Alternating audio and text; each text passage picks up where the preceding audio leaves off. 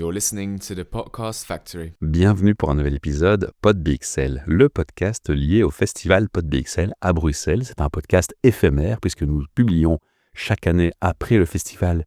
Aujourd'hui, j'ai une autre amie et passionnée de podcast qui est Isabelle de Liège. Bonjour Isabelle. Bonjour Michel. Avant de parler du sujet de ton podcast et de ta participation au festival, j'ai envie que les gens qui ne te connaîtraient pas encore et qui te découvrent grâce à cette capsule puissent savoir qui est Isabelle de Liège en quelques mots. Si on devait dire en 3 minutes qui tu es Isabelle. Moi, je suis multicasquette déjà pour me définir. Je suis à la fois coach, docteur en communication et changemaker. J'accompagne les changements dans les organisations et les atypiques à mieux vivre avec leur singularité, en particulier à trouver leur place au travail et à briller. Et depuis quelques années, je me suis donné cette mission d'amener le sujet de la neurodiversité, c'est-à-dire le fait d'être câblé autrement que les autres au niveau neuronal dans les organisations, parce que ça ne s'arrête pas à l'école ou au cabinet de psy. Pas mal. Alors du coup, tu as lâché le mot-clé, la neurodiversité. Il y a diversité dedans. Qui dit diversité dit une nécessité d'inclusion. L'inclusion, c'est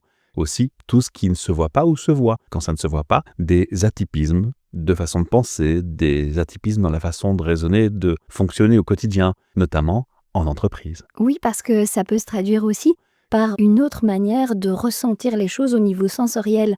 On parle à ce niveau-là des hyperesthésies, et là on est dans ton studio, il y a des néons. Eh bien, savais-tu, nos auditeurs ne le savent peut-être pas, que un néon qui clignote, si c'est un petit peu agaçant pour la plupart des gens, en fait pour un neuroatypique, quelqu'un qui est hypersensible, qui a un TDAH ou qui est haut potentiel par exemple, ça peut devenir tout à fait insupportable. En fait, ça peut complètement saper sa concentration. Et donc, quand tu parles de différence invisible, c'est de cet ordre-là. Ça peut aussi se poser au niveau d'une hypersensibilité au son et chacun des 5 sens. Donc, oui, on a aussi l'hypersensibilité aux radiations de GSM. Ça existe, faut pas l'oublier. Et moi, ce que j'aime beaucoup dans ce que tu fais, Isabelle, et dans ton approche inclusive, c'est que tu mets en avant leur qualité, leur force, ce qu'on peut en retirer. Là, tu parles au cœur des RH et des RH, des patrons d'entreprise, en leur disant, on vous parle de comprendre qu'en fait, dans cette personne qui vous paraît un peu hurluberlu,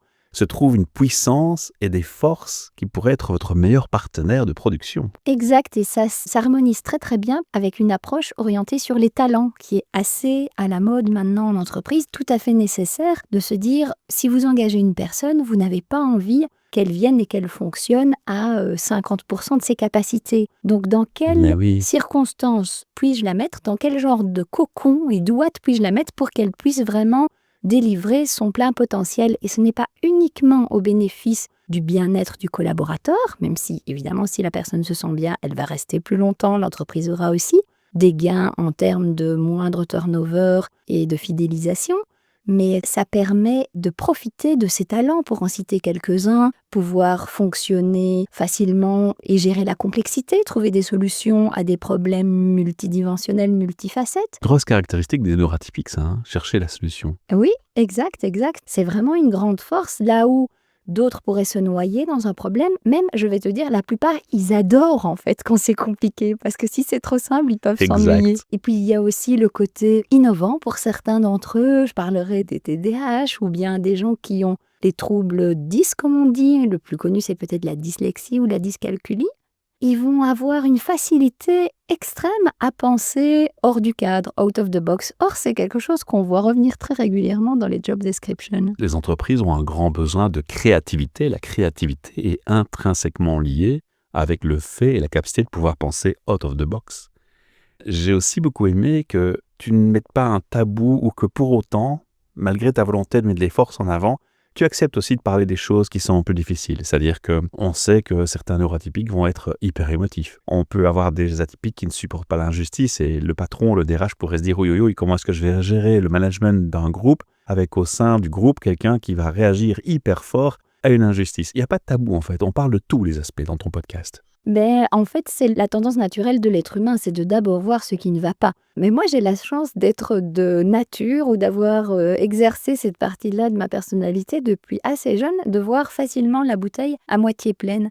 Quand on fait l'analyse des forces, j'ai un tempérament wouhou, comme on dit en anglais, donc j'aime enthousiasmer les gens, j'aime voir ce qui fonctionne déjà, les motiver à trouver la solution au problème parce que je suis convaincue, c'est pas du blabla, c'est vraiment une conviction intrinsèque que ce sont les personnes concernées les mieux placées pour trouver la solution à leurs problèmes. Et ça, c'est une approche, une posture, je dirais même, qui guide à la fois mes interventions en coaching, mais aussi mes interventions dans les organisations, si j'anime des workshops. L'intelligence collective est toujours présente. Tu connais bien le sujet parce que tu es concerné, tu connais bien ces gens parce que tu les côtoies au quotidien et que tu as créé ton cercle à toi de connaissances aussi. Ça t'aide beaucoup à avoir une vue claire sur le sujet. Et ton approche des entreprises te permet de voir les matchs faciles. Donc c'est aussi quelque chose qui contribue à la solution que tu veux proposer aux entreprises. En tout cas, moi, je cherche toujours à trouver ce qui peut fonctionner. Dans la situation où on est, quel est le prochain petit pas qui va nous rapprocher de notre objectif ? Je suis peut-être parfois de nature un peu impatiente parce que j'aimerais déjà qu'on soit au bout et à Ou l'objectif 3 étapes final. plus loin. Oui, mais je constate que c'est aussi une de mes forces. En tout cas, c'est le retour dans des interventions. Dans des équipes désengagées, démotivées, où on disait que l'ambiance était mauvaise, ou même récemment où la moitié de l'équipe a été décimée par des maladies ou autres, eh bien, on arrive petit à petit à redonner une ligne de conduite, un peu d'espoir, et par des petites actions, faire réaliser à chacun qu'il peut influencer et modifier la situation dans laquelle il se trouve et qui ne lui convient peut-être pas. Et ça permet de recréer la confiance en soi, l'empowerment, et c'est comme ça qu'on remet la machine en route. Et ça, j'adore. On a des chiffres sur l'inclusion et la discrimination notamment. Est-ce qu'on a des chiffres sur le public qui est concerné en entreprise, sur le nombre de personnes atypiques ou neuroatypiques dans les entreprises ? On a des chiffres sur le nombre de personnes concernées par la neurodiversité qui varient selon les statistiques entre 20 et 30% de la population. C'est pas rien quand même. Ça veut dire qu'en entreprise, c'est pareil ou presque. Exactement. C'est ça qu'on doit faire, c'est l'inférence et traduire ce chiffre de la population en général à l'entreprise, tout en sachant que certaines entreprises, par exemple celles qui sont orientées dans la tech, vont avoir un potentiel d'attraction des profils neuroatypiques plus forts. Mais par évidemment. exemple, les profils de geeks ou autres. Il y a souvent un mélange avec les neuroatypies. Comme le disait Pierre Esqueix, un de mes intervenants qui travaille dans les jeux vidéo. Mais aujourd'hui, moi, je connais uniquement des études en Angleterre, Michel, qui donnent des statistiques où les gens se déclarent appartenir à la neurodiversité et avec quand même une forme de biais, c'est que neurodiversité a été utilisée à la base vraiment pour redonner une image positive et redorer le blason spécifiquement aux troubles du spectre de l'autisme ou aux troubles déficitaires de l'attention avec ou sans hyperactivité, le TDAH. Ça a pris une forme militantisme derrière, tu veux dire ? Exactement. Et donc, on a des stats dans ces études anglaises, mais en Belgique, moi, je ne connais pas C'est un d'études auditeur de ou cas auditrice de réalisées. répondre. S'il y en a qui sont motivés pour nous dire, tiens, moi, dans mon entreprise, on l'a fait, je pense que c'est déclaratif, mais en étant avec des spécialistes de diversité et inclusion, j'ai pu constater qu'en Belgique francophone ou en Europe continentale, on a quand même une approche assez réservée. Quand on voit même par rapport à l'ethnicité ou à la question des origines, on est extrêmement prudent ou précautionneux, beaucoup plus qu'en Angleterre encore ou aux États-Unis. Il y a beaucoup de réserves dans le fait de se déclarer. C'est comme quand on fait des enquêtes bien-être en entreprise. Est-ce que les gens vont oser dire la même chose ? Il y a toujours cette crainte que ce que je dirais soit utilisé contre moi. Et malheureusement, il y a quand même certains exemples un peu tristes, mais de situations en entreprise où des employeurs informés ont pu utiliser cette information pour remodeler le profil de fonction de la personne, par exemple en la retirant d'une relation client parce qu'elle avait un TDAH. Et ça, il faut prendre les choses au cas par cas, mais il ne faut pas non plus oublier que l'être humain a de grandes capacités d'adaptation. Évidemment. Quels sont les challenges pour le sujet général de la neurodiversité pour les entreprises ? C'est quoi le challenge ? C'est quoi la pierre d'achoppement, la difficulté ? En fait, je crois que le challenge principal, c'est que pour le moment, c'est un non-sujet.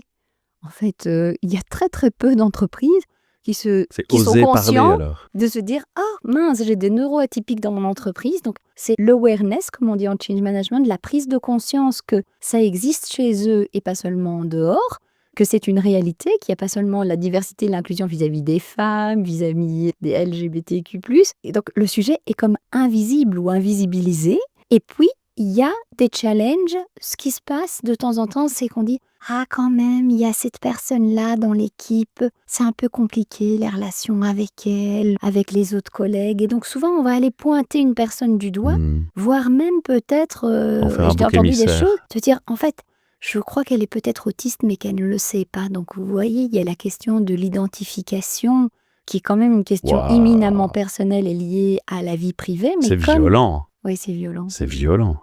C'est choquant. Et en même temps, c'est une forme de reflet de la réalité, parce que quand on est neuroatypique, il y a ce sentiment de décalage, on n'a pas les mêmes codes, on ne fonctionne pas de la même manière que les autres, et c'est une réalité que ça induit des challenges dans les relations, tant pour la personne concernée que pour les collègues. Donc, il le pointe, ce faisant d'une manière peut-être un peu maladroite, mais un vrai problème en fait. Les neuroatypiques, ils ont souvent besoin d'être nourris dans leur curiosité dévorante, d'apprendre sans cesse de nouvelles choses. Et n'allez pas mettre de l'injustice dans l'histoire, s'il vous plaît. Vous allez Ils faire ne péter supportent le pas la pont. justice. Or, une entreprise, quand elle a un bon élément à un bon poste, elle a tendance à vouloir le garder là où il est, Ouais, plutôt exactement. que de faire tout bouger. Et le challenge pour ton podcast, parce qu'il a commencé il y a quelques mois. Oui. Alors, c'est quoi ton plus gros challenge? Pour le moment, le challenge, c'est de trouver mes auditeurs, je dirais. Et moi, je suis convaincue de la valeur de ce que j'amène avec mes invités. Pour le moment, c'est vraiment Moi une aussi. saison avec beaucoup d'interviews de personnes de grande qualité et qui amènent chacune Ouais. leur éclairage. Je trouve ça extrêmement riche. Allez écouter, le podcast s'appelle Diversino. Allez l'écouter, abonnez-vous, faites des likes, des commentaires, des partages. Franchement, ça vaut la peine. Même si vous n'êtes pas concerné, au moins essayez d'avoir de l'empathie, de comprendre les autres en allant écouter. Écouter, c'est déjà commencer à s'ouvrir, à avoir l'empathie nécessaire, et la compréhension vous permettra d'être plus tolérant et plus ouvert. Et de mieux comprendre les mécanismes en société, en fait, et en entreprise. C'est humain. Exactement. En fait, Soyez c'est humain. une forme d'ouverture aux autres parce qu'il y aurait quand même 40% de la population qui est concernée d'une manière ou d'une autre. Ça, c'était les statistiques au niveau du haut potentiel intellectuel. S'il n'y a que 2 ou 3% de la population concernée elle-même, si on ajoute la famille, les collègues, les mouvements de jeunesse et les hobbies, 40% de la population est en contact d'une manière ou Ça d'une veut autre dire sur avec. 10 personnes autour de vous, il y en a forcément 4 qui sont concernées de près ou de loin par la neuroatypie. Oui, c'est ça. Alors Isabelle, tu vas nous rejoindre le 5 juillet au Pod BXL dans l'après-midi. Tu vas rester la journée avec nous parce qu'on va supporter les autres podcasteurs et podcasteristes. Tu vas avoir un public. Ça va être la première fois que tu vas enregistrer un podcast avec notre support, mais tu auras un public. Est-ce qu'on va déjà un peu donner des infos sur l'invité ou pas encore? On va garder un peu de secret? Comment tu souhaites le faire? Je vais donner des orientations sur le style d'intervenant que j'aurai et j'attends les toutes dernières confirmations pour annoncer vraiment. Et donc, je fais un appel à témoins, en fait, d'ailleurs. C'est que je recherche des dirigeants et des entrepreneurs qui sont neuroatypiques et qui sont d'accord de venir témoigner de, justement, en quoi est-ce une force aujourd'hui dans leur entreprise ou dans leur poste de dirigeant et quels challenges ils ont rencontrés. Ah ouais. Ah, c'est bien. Ah, ça me donne envie. J'espère que ce sera bien entendu. Alors évidemment, tu sais que la partie seconde de la démarche, c'est qu'il y a un public, je viens d'en parler. Qui dit public dit possibilité d'interaction. Tu as prévu une interaction? J'ai pas encore pensé les détails de l'intervention, mais me connaissant et connaissant ma manière de... Ta curiosité? Ma curiosité, puis surtout le fait que j'aime toujours avoir de l'interaction dans tout ce que je fais, mes workshops ou autres. Merci d'attirer mon attention sur le sujet et je prévoirai en effet une forme d'interaction avec le public. Ça pourrait peut-être être un quiz pour avoir les réactions ou bien des petits cartons de vote pour ne citer que 2 des techniques que j'utilise Ou des volontiers. devinettes. Et puis je serai là dans le networking, évidemment. Si ce sujet vous parle d'une Ouais. manière ou d'une autre, venez C'est une des échanger. différences. C'est une des différences cette année, c'est qu'on a prévu 2 moments de networking et donc on pourra te rencontrer, échanger avec toi, partager si on n'a pas eu l'occasion de le faire au micro, si on était trop timide au micro, parce qu'il faut l'avouer, il y a aussi des gens un peu plus timides. Et c'est une grande chance pour moi parce que je me rappelle très bien l'année passée, à la même époque en juillet, où j'étais dans le public avec cette envie Ah et oui, ce tu avais projet que se participé. portait en Ouais, moi ouais. de faire un podcast. Et c'était l'occasion de me présenter aussi en tant que porteuse d'un projet, mais qui n'était encore aucunement concrétisé à cette époque-là. Donc, si je peux inspirer d'autres à se lancer dans l'aventure, je le ferai très volontiers parce que ça m'apporte beaucoup de joie, en fait, et beaucoup de sens à ce que je fais, ce podcast Diversino. Quel beau message. Je vous invite tous et toutes à venir rencontrer Isabelle de Liège pour le podcast Diversino qui sera diffusé dans l'après-midi. L'horaire et le détail de la journée sont sur podbxl.be. Le lieu de l'événement, avenue Jules Bordet, numéro 13, chez Transforma Coworking à Bruxelles. On commence à 9h, on finit le soir. Je vous invite à nous rejoindre, n'oubliez pas de vous inscrire, c'est très important. Il y a une billetterie citoyenne. Isabelle, on n'a rien oublié? Bravo Michel pour ton engagement. Merci. Et on se revoit avec joie le 5 juillet. À bientôt. À bientôt. You're listening to the Podcast Factory. Ce projet podcast est une initiative créée et proposée par l'ASBL de Podcast Factory Org, avec le sponsor de Transforma Bruxelles Innovation Playground.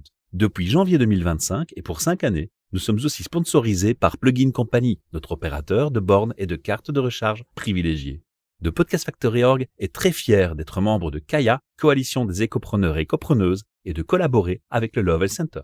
Vous retrouverez tous les épisodes de tous nos podcasts sur le site whatsyourstory.be.